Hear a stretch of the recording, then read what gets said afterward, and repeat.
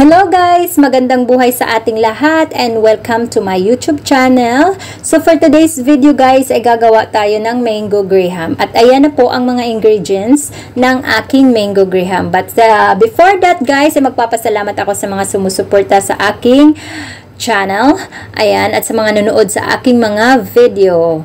Alright guys, at ayan na po ang ating ingredients. At ayan, bumili ako ng isang mango. It's a giant golden mango. Ayan, isang mango lang ang ating gagamitin kasi sobrang laki po ng mango. At gagamit tayo ng 1 can of condensed milk, isang pack ng Nestle cream, of course our biscuit, our graham biscuit, and the crushed graham. So, ayan lang ang ating ingredients na gagamitin guys. It's so simple lang kasi kami lang naman at kakainin lang namin dito sa bahay guys. Nothing special. So, ayan. At yun na nga guys. So, before that, lilinisin na natin ang ating mango at ipiprepare na natin ang ating mga sangkap para gawin lang natin ng mabilisan to guys. Alright, so let's go! Alright guys, at ayan na-prepare ko na ang aking mango. So, na-slice ko na siya. And then, na-mix ko na rin ang aking Nestle cream at saka ang aking condensed milk. So, it's ready na guys. At ayan, nabuksan ko na rin ang aking crushed graham. So, let's go guys. At hindi na natin papatagalin to dahil sobrang nag-craving na talaga ako guys. So, let's go. Samahan nyo ako. Dahil first time ko tong gawin. Like what I said, first time ko po tong ginawa sa buong buhay ko. So, let's go!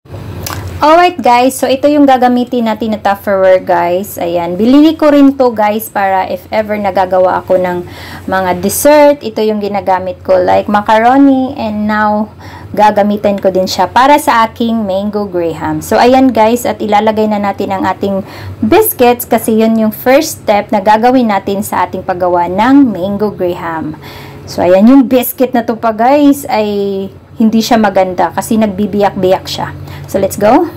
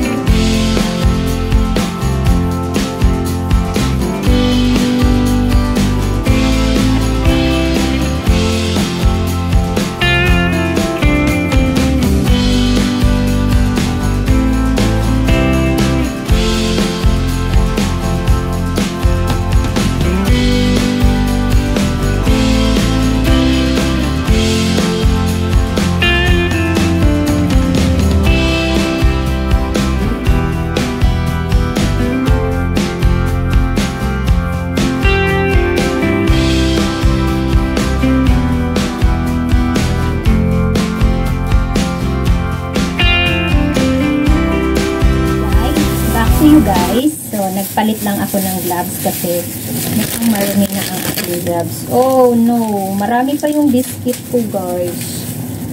Hindi ko kayang ubusin yung biscuits. Tama pala na isang pack lang talaga. So, tama yung suggest ng friend ko. Sabi niya, isang pack lang daw ang bibilhin kong graham biscuits. Okay, may matitira pa talaga siya guys. Ayan. Ay, ano ba yan? Pakainis naman to. Kasi ano, putol-putol. Putol yung biscuit ng yung iba kasi nagbibiyak yung iba. Tingnan nyo. Mahirap siya tuloy gawin. Mahirap gawin guys pag ganito yung biyak-biyak. Hindi ako nagbibiyak-biyak na rin. Ayan, medyo biyak-biyak siya guys. Oops.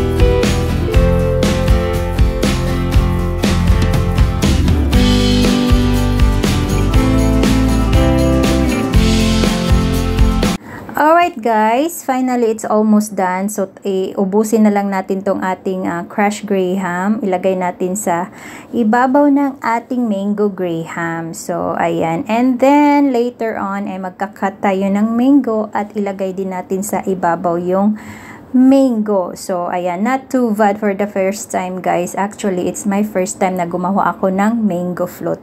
Kasi bukod sa nagka-craving ako at gusto ko ring itry na gumawa nito at ipatikim sa aking mga amo. And I hope na magustuhan nila to, guys. So, ayan. It's already done. O, diba? Ayan.